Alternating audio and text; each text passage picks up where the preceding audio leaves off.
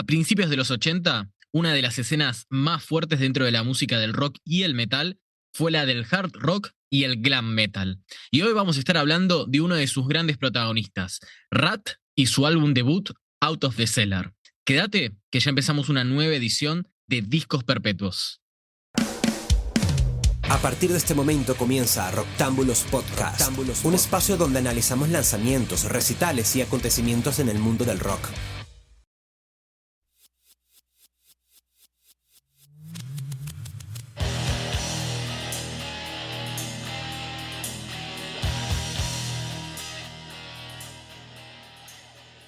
Hola, bienvenidos a un nuevo podcast de Rocktámbulos. Esta es nuestra saga de Discos Perpetuos, donde hablamos de estos lanzamientos que marcaron y siguen marcando la historia del rock y el metal. Mi nombre es Roger Proban y junto a mí está Facundo Guadaño. Damas y caballeros, ¿cómo andás, Facu? ¿Todo bien? ¿Qué tal, Roger? ¿Cómo va? Sí, muy bien, muy contento de hablar de este disco seminal y que todos le deben muchísimo. Todos. Pero eso lo dijimos en ahí el gancho. No lo presentamos oficialmente al disco. Vamos a estar hablando. Perdón. Out of the Cellar, el disco debut de Ratt, que fue lanzado en 1984 por Atlantic Records y fue. Bueno, tuvo a la formación de la banda más icónica, que estuvo compuesta por Stephen Pearcy en las voces principales, Robin Crosby en las guitarras, también en los coros, Warren DeMartini en las guitarras, nuevamente en los coros, Bobby Blotzer en la batería y percusión, y por último, Juan Crucier en el bajo. Me desconcentré porque Juan Crucier es de origen cubano y al principio dudaba si habían escrito su nombre mal y era John Crucier, considerando que todos sus compañeros tienen nombres más afines a la cultura estadounidense.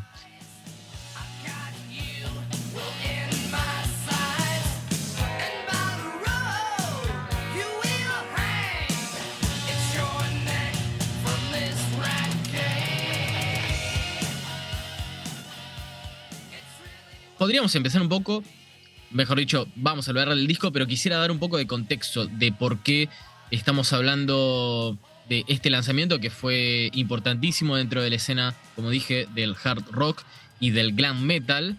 Y bueno, Facu, vos fuiste el principal,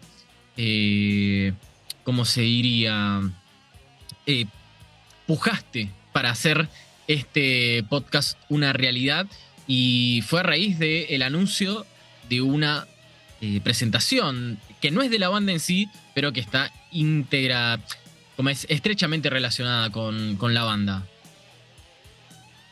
Desde ya, a ver, cuando hablamos de íntegramente relacionada con la banda, estamos relacionando específicamente a que dos de los popes, porque claro, si hablamos de los principales de Ratt y los que están en las luminarias y los que merecen nuestro reconocimiento, todos merecen nuestro reconocimiento, quiero decir, pero ¿quiénes son los que más lo merecen fuera de en el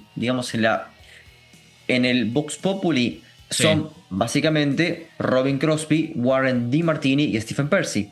La realidad es que Robin Crosby ya ha pasado a otro plano. Tenía muchísimos problemas en el 2002, tenía muchos problemas de adicción.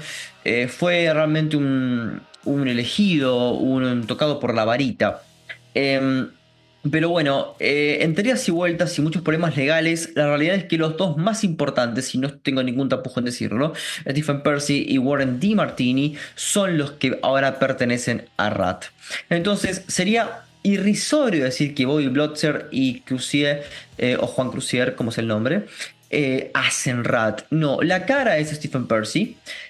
No solo por ser autor de letras, sino por tener una actitud de frontman, de que él comandó esta banda, además de ser el factotum de la misma, y después de Warren DeMartini, que tiene una impronta única.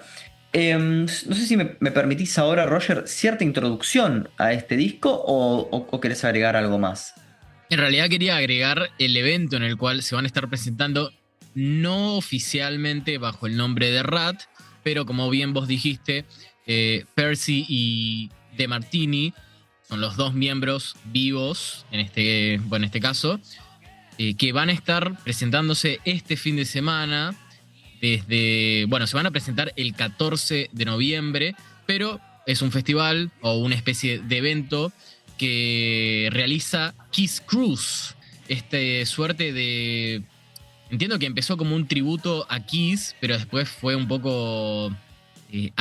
fue apoderado, o como se diría, fue apropiado por los miembros de Kiss, y en esta edición del 2025 la van a realizar en Las Vegas. Curiosamente, Kiss Cruise en realidad hace referencia a un evento que es en el mar, porque es en un crucero. Pero bueno, van a hacerlo en Las Vegas porque así es Kiss, así funcionan. Y además, por si no se dieron cuenta, estoy hablando de Kiss, una banda que en realidad ya se retiró oficialmente, pero que este fin de semana van a estar haciendo un set tanto acústico como otro eléctrico. Así que... Por eso creo que vale la pena hacer esta aclaración, y creo que es muy pertinente. Creo que hablar de bandas que se retiran es muy difícil siempre. Y me vale más decir que Kiss le da la oportunidad a bandas que quizás como Rat están en cierto olvido por X o Y, pero aparece en esta franquicia que es en un Kiss Cruise. No es en un crucero, pero es en Las Vegas, y le da la oportunidad de que estén bajo luminarias importantes. Así que creo que eso es lo que vale. Pero, sí, a ver, la verdad es que buscamos una excusa para hablar de este disco porque hace rato porque es un discazo, punto. Obvio, a ver, el objetivo al fin y al cabo es hablar de música y poder compartir especialmente tus pensamientos sobre este disco lanzado en 1984. Y de esta manera, si querés, te doy rienda suelta para que nos cuentes sobre el primer disco de Rat.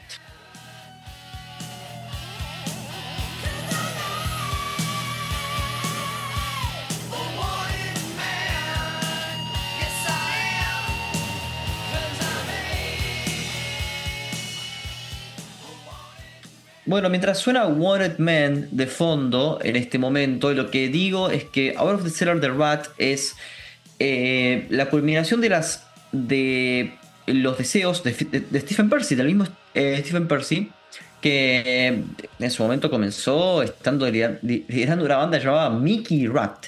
¿Hay algo que se pueda vender menos que Mickey Rat? No. La verdad que después, es el peor nombre que se les pudo ocurrir. ¿Qué es Mickey Rat? Bueno, después eligieron que sea Rat, y la verdad, este disco es un 10 sobre 10.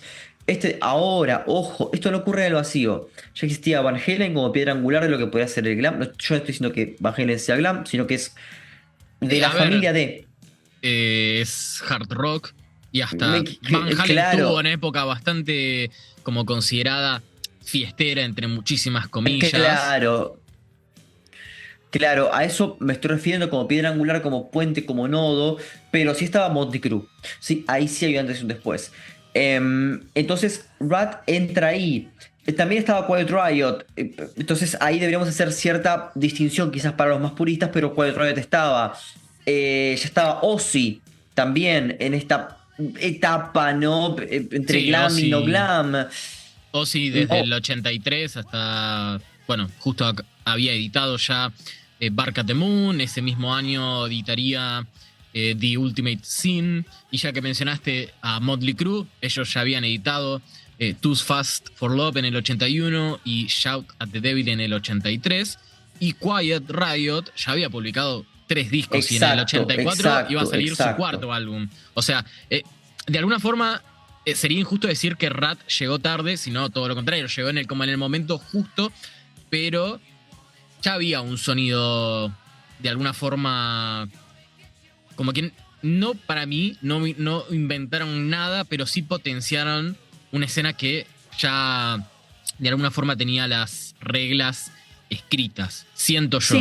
Sí, a ver, el tema es que, en el Sunset Strip en 1984, con el spandex, con la laca, con todo lo que... A ver, estos 5 tipos no venían a inventar nada, pero sí a perfeccionarlo, ¿sí? Entonces, lo que teníamos, por ejemplo, era, como bien dijiste, a Quiet Riot, a Van Halen como piedra angular, teníamos a Motley Crue, y A ver, cuando llegó Quiet Riot, recordemos que los primeros discos de Quiet Riot no la pegan y les costó muchísimo pegarla. Y de hecho fue una cosa casi fallida y después salió, pero eso corresponde a otra cuestión. Lo que ocurre acá es que, claro, cuando tenemos tantas bandas en Sunset Strip que quedan inmortalizadas en The Decline of Western Civilization, ¿sí? En el declive de la civilización occidental, parte 2, no la del punk, la del glam metal. Sí. Está lleno de bandas que son intrascendentes y que se la pasaban pegando flyers. Y solo algunos pudieron trascender. Bueno, Out of the Cellar en 1984 trasciende. Y yo no creo, bajo ningún punto de vista, que esta banda tenga algo desechable. Desde ya hay que decir y hay que hacer la salvedad de que esta es una banda hecha por y para conseguir mujeres. Y no se me caen los anillos por decirlo.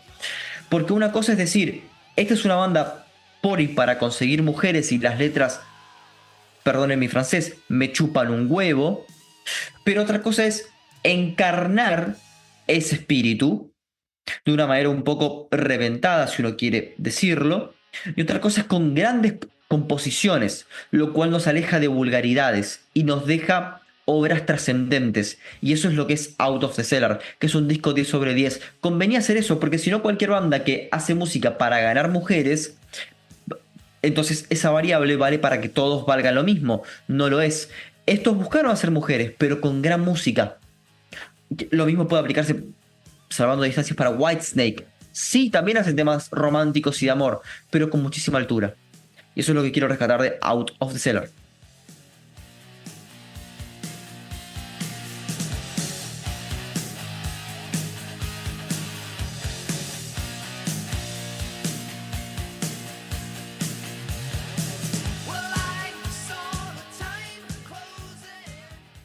Antes mencionabas que, o bueno, yo también lo había mencionado, que ya habían bandas que habían mostrado el camino a seguir, y curiosamente, en una de las ediciones de Out of the Cellar, en el reverso de, bueno, en este caso del disco, o del, creería que es un disco, no sé la edición en vinilo, pero menciona que gracias al éxito que tuvo Motley Crue y Quiet Riot, hubo una explosión, en este caso en la escena de Sunset Street en Estados Unidos, en donde muchísimas bandas bajaron de alguna forma como de las montañas para agarrar como un pedazo de la torta, pero que para mantenerte en ese lugar necesitabas un gran disco y talento, y que para ellos Out of the Cellar había sido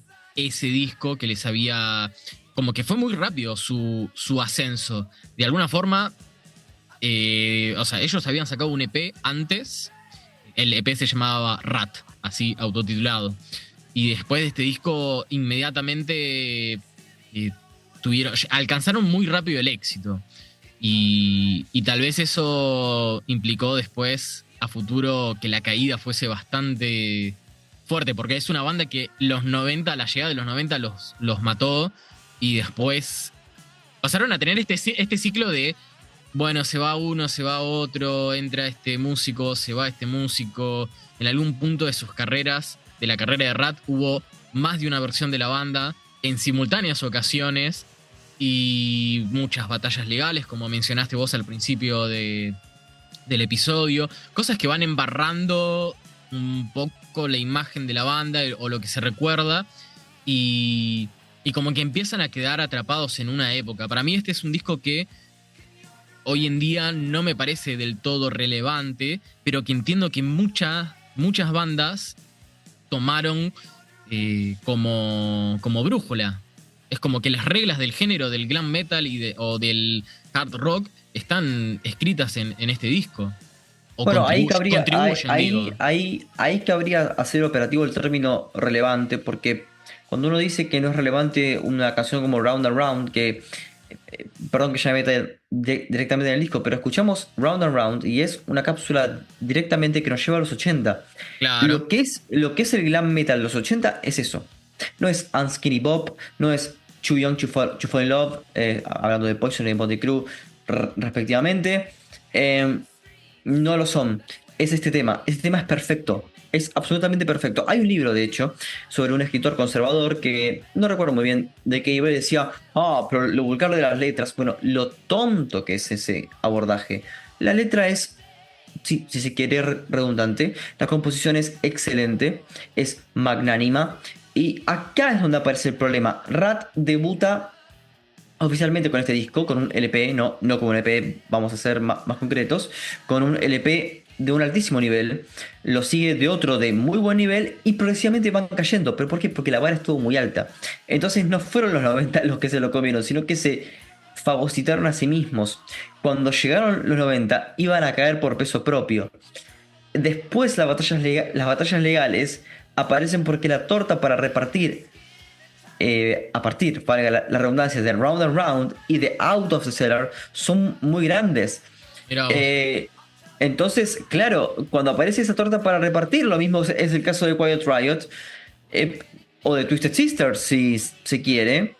¿Quién se va a quedar con eso? ¿Quién se va a quedar con eso? O LA Guns o tantas bandas. ¿Quién va a quedarse con una parte de esa repartija? Y es entendible. Cuando tuvieron ese éxito y después no pudieron estar a la altura, y hay que ser honestos con esto, no pudieron estar a la altura por adicciones, por impericia, por negligencia, por una vara muy alta, bueno, aparecen unas discusiones que son imposibles de dejar de lado cuando se evalúa la carrera de Ratt, que es una carrera mediocre. Yo no puedo decir que es una carrera excelsa, pero el primer y el segundo disco son perfectos.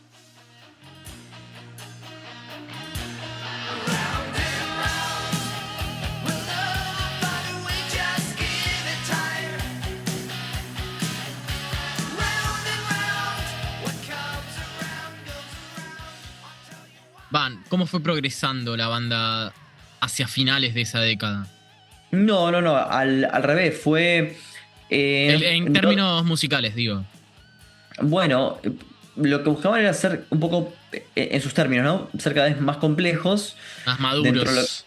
Claro, más maduros dentro de lo que el glam metal y el hard rock puede permitir. Y se encontraron con que eso iba progresivamente yendo hacia un agotamiento. Y no puedo negar que los discos de mediados de los 80 o de los comienzos de los 90 son un bodrio y que se rescatan 2 o 3 temas. No lo puedo negar. Pero tampoco puedo negar que el disco debut y el que le sigue ya mismo corresponden a grandes éxitos. Y eso ya vale por mucho.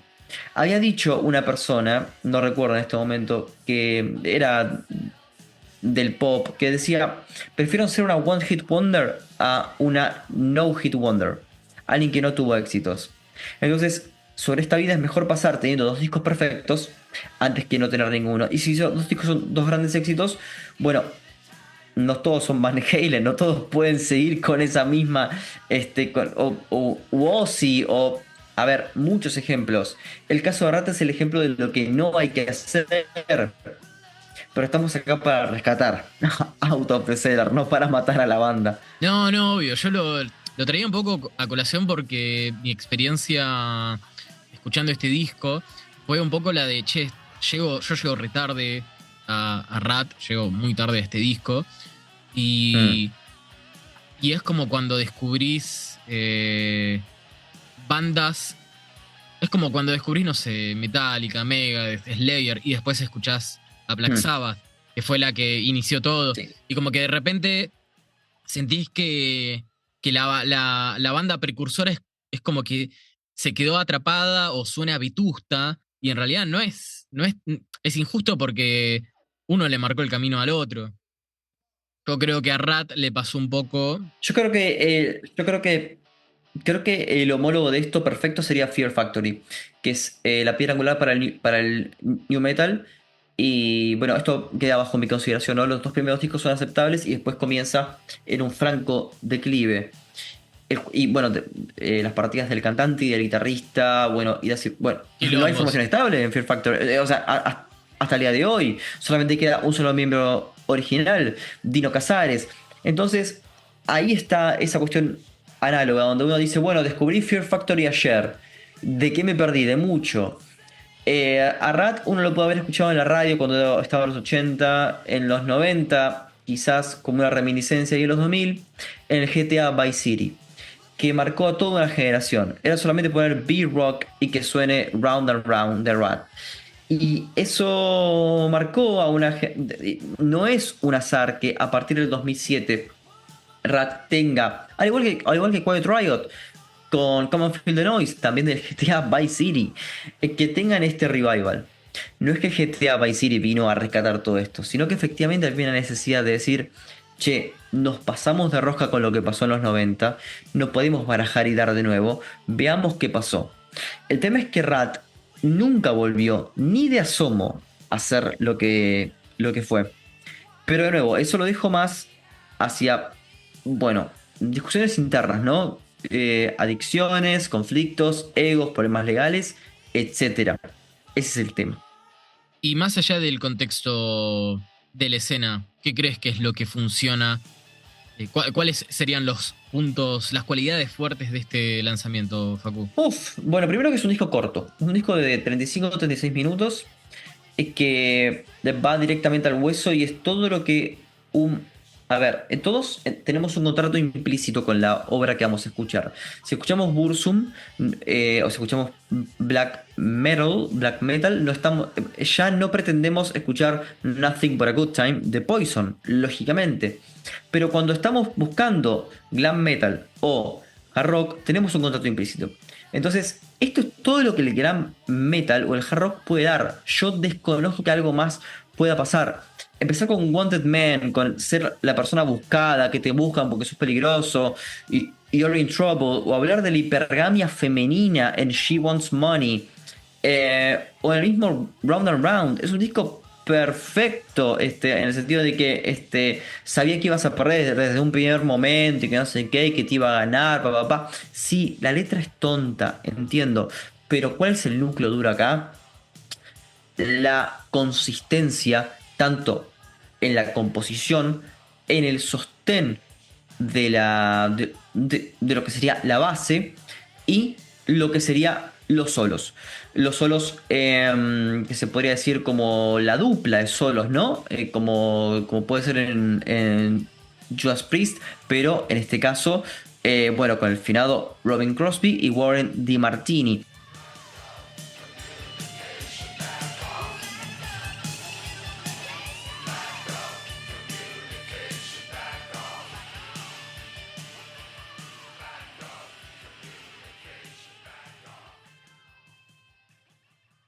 Ahí encontramos una perfección. Y Stephen Percy es la encarnación de la actitud del glam metal. No es el más, y más que nada en vivo, no es el más de todos los grandes cantantes. No lo es. Ahora, es interesante rescatar algo acá y quizás sea un poco más de fan, ¿no? Acá. Pero Crosby fue un gran compositor acá y tuvo mucho que ver en Scene of the Crime, en She Wants Money, en Lack of Communication, en dupla con Percy, Lack of Communication, que fue un single y que fue un éxito absoluto. Ahora, si vemos el clásico Round and Round, los registros son para DeMartini, Crosby y Percy. Ahora, You're in Trouble, un tema perfecto, está básicamente toda la banda. Pero, ¿qué es lo que quiero decir acá? Que los tres importantes acá son Percy, Crosby y DeMartini. Y algo que no es menor, ¿cómo se pronuncia? Beau Hill. Bo Hill, así será.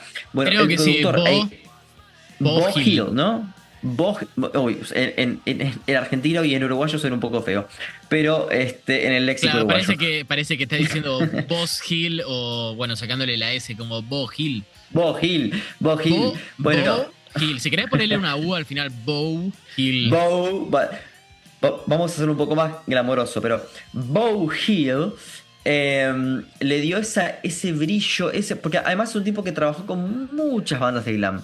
Entonces uno cuando dice, claro, ¿dónde está el núcleo que permite conectar a todas estas bandas de glam? en el productor y el ingeniero, Beau Hill. Entonces, ahí está la magia. No solo en las composiciones, no solo en la lírica, no solo en la actitud, sino en el productor e ingeniero correcto, que no todos lo tienen. Miremos el caso de un disco que pudo haber sido perfecto, Born Again de Black Sabbath. No lo fue porque por una pésima mezcla.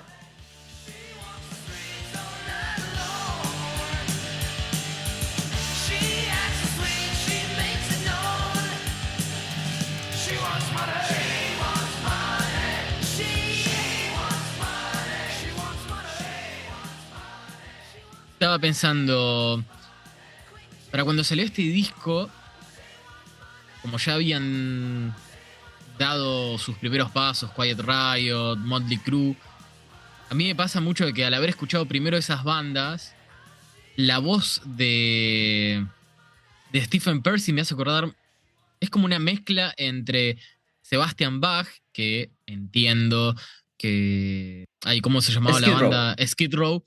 Llegaría recién en el 89, pero entiendo, o sea, no voy a decir, no diría ninguna tontería si afirmo que Skid Row terminó siendo una banda muchísimo más popular o comercialmente exitosa que Ratt. Al menos al día de hoy se sigue dando de qué hablar, tanto Skid Row como Sebastian Bach, pero por otro lado también, y esto tal vez es una referencia un poco chistosa, pero me hace acordar la voz muchísimo a la del primer cantante de Pantera, Terry Glaze. No sé si les diste pelota bueno, a esos discos. No me gustan para nada, pero sí. No, pero sí. La voz es muy parecida. A mí lo que me jugó en contra con este disco, de vuelta, habiéndolo escuchado tan tardíamente, es captar las referencias vocales de otros cantantes o las ideas de otros guitarristas que usaron este disco como influencia y que decís, carajo, llegué tarde a esto y ahora este sonido, esta idea, este riff lo tengo asociado principalmente a otra canción. Exactamente, sí, coincido. Creo que es muy importante escuchar, por más que a veces el bajo sea simple, es muy importante escuchar lo que ocurre en las líneas de bajo. Creo que es muy importante además escuchar lo que ocurre en las melodías de la guitarra. No es casualidad que estén los isolated tracks, los tracks aislados. Aislados sería el término, pero bueno. Bueno, de guitarra de Blitz y de DiMartini no es una cuestión azarosa. Y todos han tomado de esto. Entonces, y cuando me refiero a todo, me refiero a toda una generación. Me refiero a Mr. Bungle, que uno me dirá, pero Mr. Bungle no tiene nada que ver. Gravísimo error. Ellos empezaron haciendo covers de bandas glam. Entonces... mirá, no sabía eso. Exacto. Entonces, no es muy conveniente decir que esto... tuvo nula influencia o que no tuvo repercusión, porque sí lo tuvo. Y yo arriesgo a decir que si Pearcy y DiMartini vinieran a nuestras latitudes, a Argentina, al menos un Teatro Flores te llenan. Bueno, ojalá lo hagan, porque sería como al menos en territorio argentino una suerte de reivindicación de la banda, porque creo, y tal vez es una exageración, pero se me hace que al menos el público argentino o la cultura latinoamericana debe asociar más a Ratt por el meme de los Simpsons. Ah, ok. Los saluda Dick Clark, recibiendo a la 2000. Ahí está Whitesnake. No somos Whitesnake, somos Poison. Creí que éramos Quiet Riot. ¿Qué dice que somos Ratt? Simplemente como que de repente hubo un sonido que se hizo tan popular y muchas bandas empezaron a usar y abusar de él. Y después, bueno, salió ese capítulo de Los Simpsons y me parece... O sea, yo tenía más relacionado a Ratt con ese chiste que con la propia banda, lo cual es, de vuelta, una injusticia. Lo cual, sí, pero también es un síntoma. O sea, creo que se convirtieron en la caricatura de lo que ellos... O sea, ellos mismos un poco también... generaron esta idea desdibujada de la banda del 2000 para acá, con todas estas peleas, con poca continuidad discográfica. Exactamente. El último disco fue en el 2010, Infestation, si no estoy equivocado. Muy mediocre. Claro, entonces, entre que tenés regresos que no están a la altura, constantes cambios de formación, y encima para el 2010 ya se había muerto uno de sus integrantes originales, que fue, como bien dijimos, Robin Crosby. Entonces, digamos que, a ver, este disco salió en 1984, pasaron... ¿Para 40... el 2010? No, hoy estamos en 41 años. 41 claro. años. En 41 años y la mitad de ese tiempo la banda no publicó un disco a la altura de su primer material, por lo cual, cuando de repente se populariza un meme de la banda, les juega en contra, pero digamos que ellos no ayudaron a mantener como viva a la banda viva la banda, porque hoy en día no están activos oficialmente.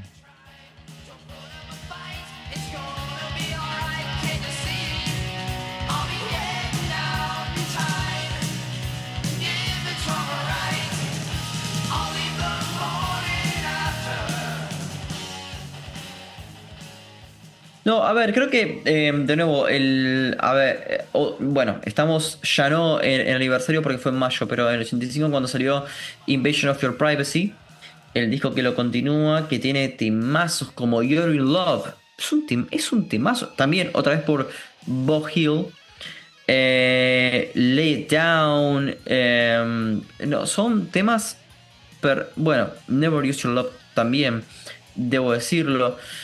Entonces, claro, uno dice, estos discos que son tan, pero tan buenos y son tan esenciales, al no haberlos escuchado en su momento propicio, no solo que uno se pierde algo, sino que al mismo tiempo, después, cuando uno los tiene que ubicar en cierta genealogía de lo que es la historia del metal, pareciera como que Poison fue más influyente que Rat.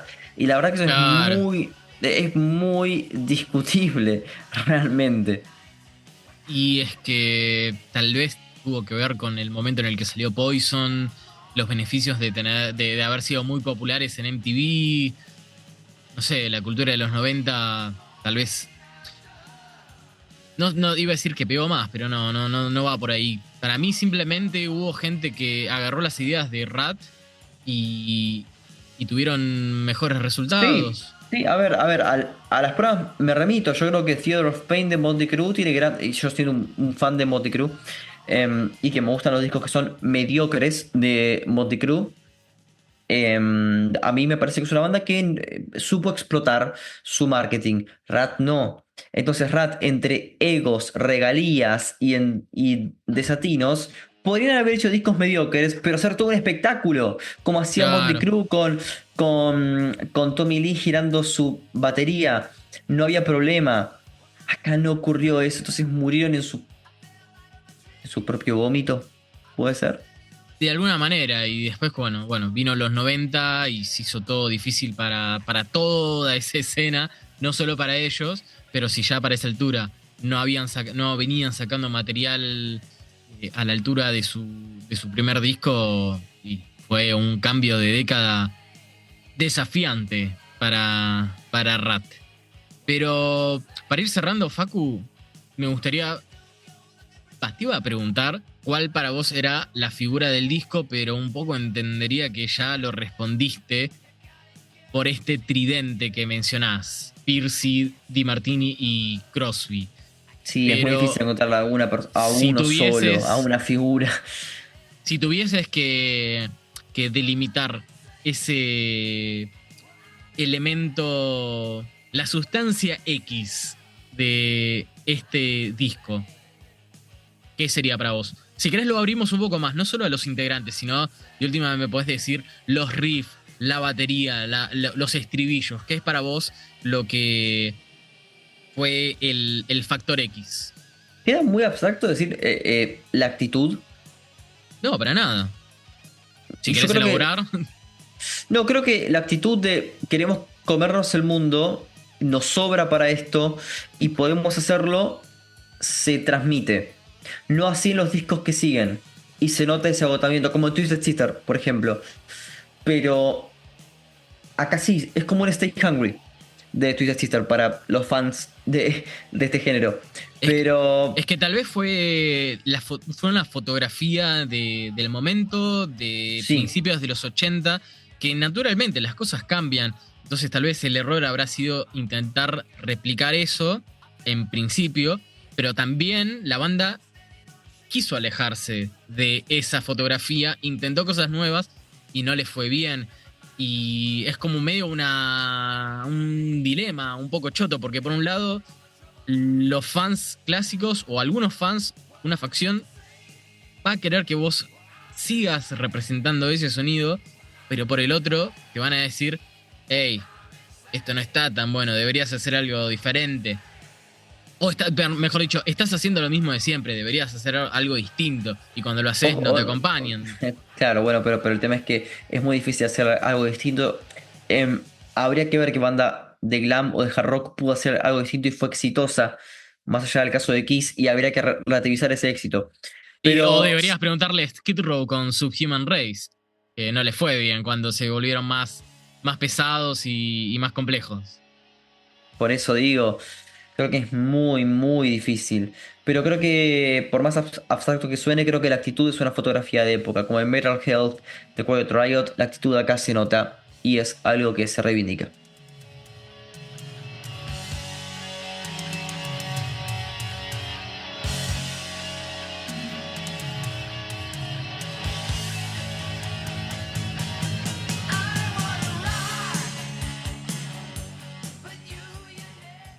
¿Y qué canción te gustaría escuchar? Perdón por el cliché, pero si alguien me dice encapsulame los 80 en una sola canción, yo tengo que responder Round and Round de Rat.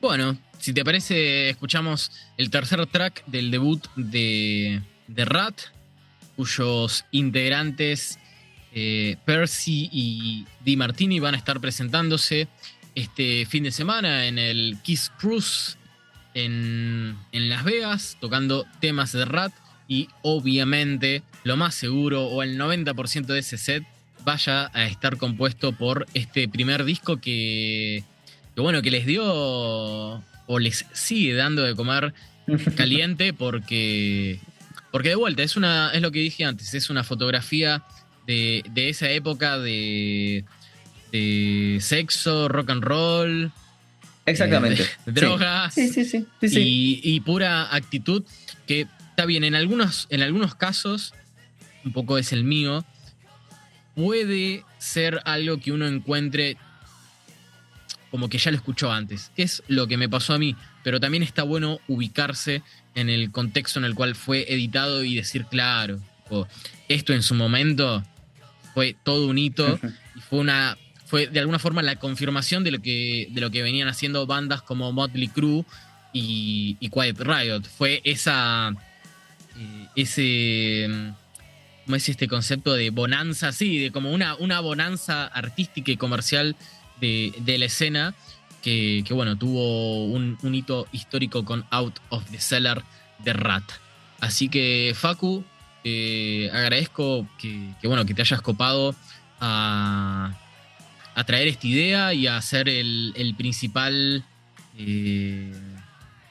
fan de este disco, de los dos, porque bueno, la verdad que a mí me gusta, no estoy a tu nivel en esta situación, pero gracias por traer la idea en esta nueva edición de Discos Perpetuos. Gracias, Roger, y gracias a Rat por acompañarme en tantos momentos de mi vida.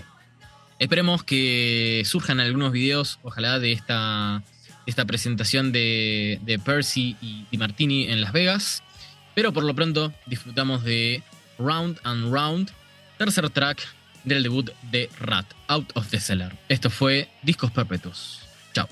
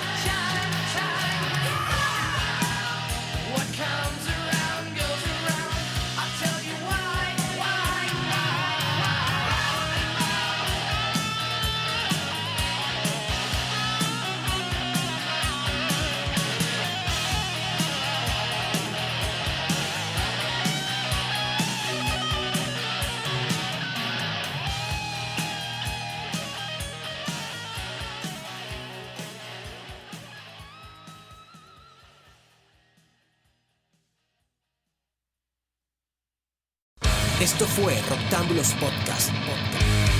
¿Te gustó? Visítanos en roctámbulos.com y en las redes como @roctámbulos.